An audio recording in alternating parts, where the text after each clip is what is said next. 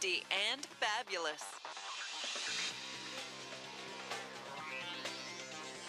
Good evening, and thank you for joining us. I'm Lynn Doyle, welcoming you to the kickoff of our year-long 50 and Fabulous series, which is my way of embracing my 5th decade.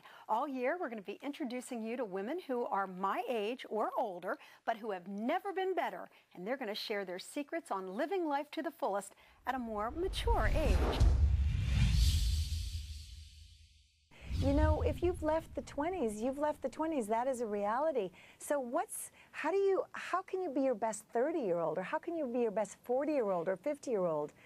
And I always feel if you work a little bit ahead, I'm looking at my 60s, so I'm thinking, how can I be the best 60-year-old? Right. So I'm starting to plant the seeds today. So that's what you want to do, I think. Well, you know, throughout this series, what we've tried to do is we've said, listen, you're going to be 50 regardless, so unless you're dead, you might as well make the most of it, right? So let's find out if our viewers agree with that.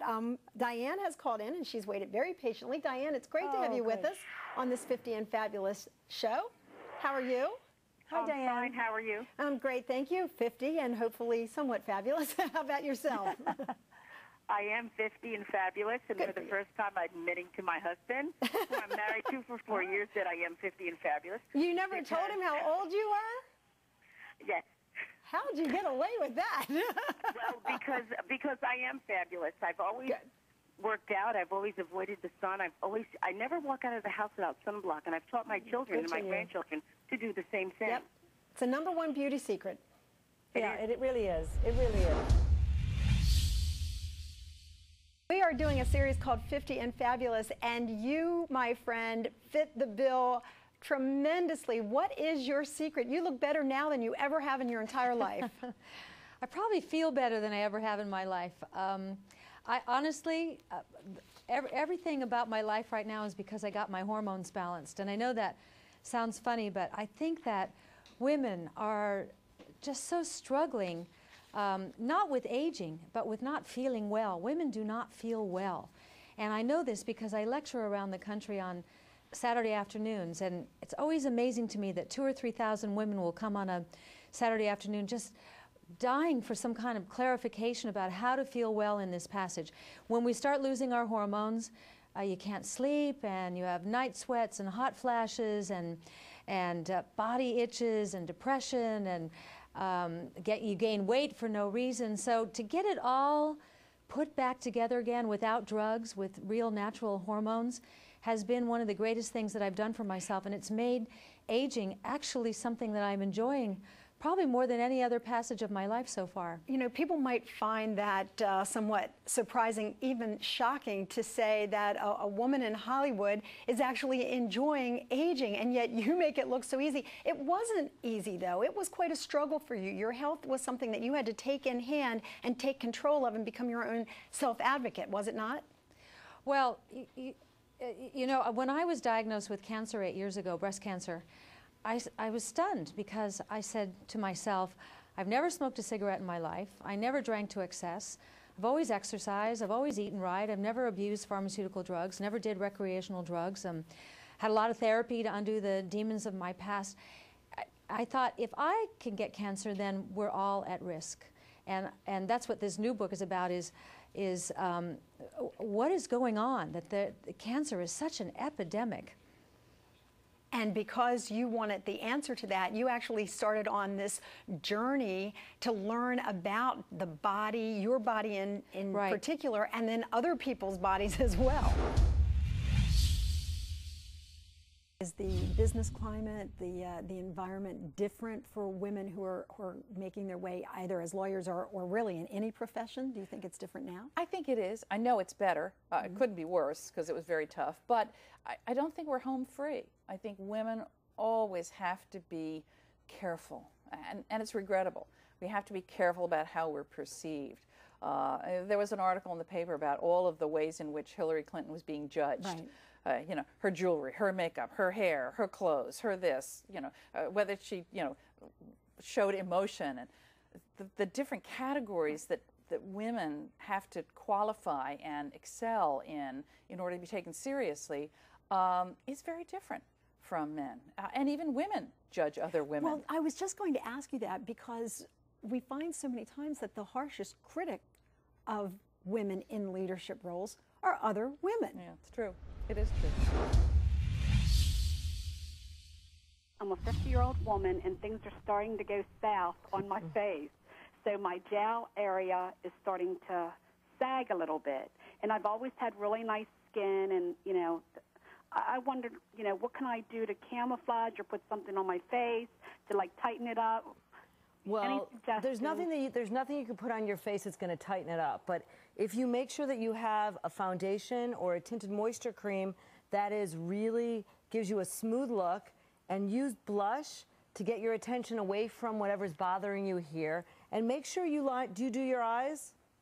Yes, I do, with your products. Right. Yes. So make sure you line your eyes, and I find that black eyeliner. I use the gel eyeliner on the top, and that gets the attention away from anything that's bugging me anywhere else on the face. And that is the best thing. And make sure you've got, you know, a great haircut and maybe a few highlights. Get your attention away.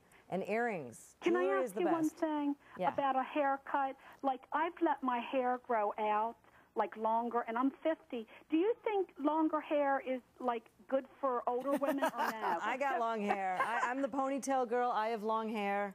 And, I mean, I think it's fine. You know, I trim it. It goes longer.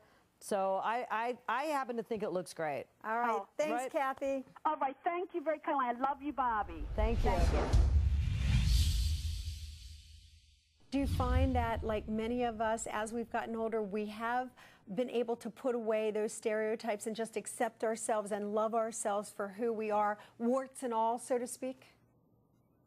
Well, it's much easier. Now, I still look in the mirror and say, if I could just have that 20-year-old body again, but know what I know now, of course, then you would take it. If you went back and you couldn't know what you know now, no, I would never want to do that. No.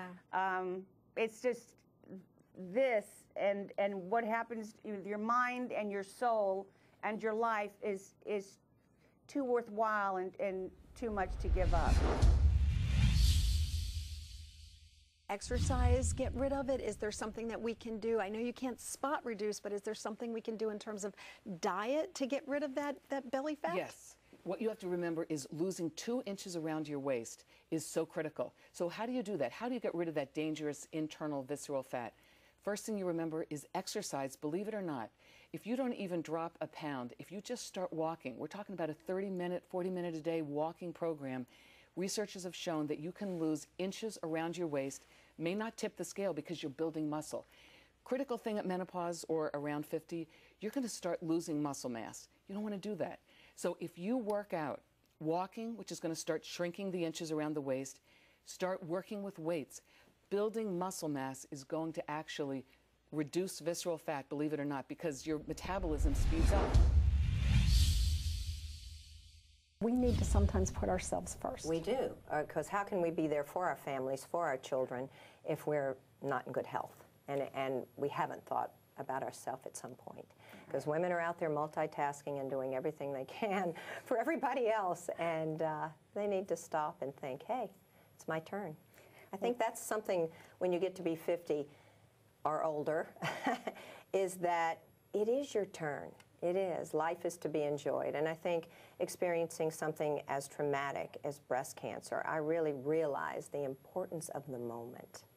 Just your loved ones and, you know, being there to enjoy and be grateful. Being positive. Hi, Fran. How are you? Hi, I'm great. Thank you. Thank you. You are an inspiration to all women. I don't have cancer, but I have a disease, and I'm telling you, you just inspired me watching you at the very beginning. I'm going to wake up tomorrow and just live life for the moment. All right. Hang in there, girl. Thanks you know, a lot. illness is a slice of the pie, but it's not the whole pie. It's not, that's right, and you look at things differently, and you really encourage me. Oh, that's great, Gail. Thank you. 50 isn't so bad, right, Fran? No, I never thought it would be bad. Well, no, but 51 I'm going to be next month. That's bad, Fran. No, nothing's bad. I'm 51, and it's still fabulous. Okay, Gail, thanks a lot. Thanks I a appreciate lot. the call. It's all good. It's all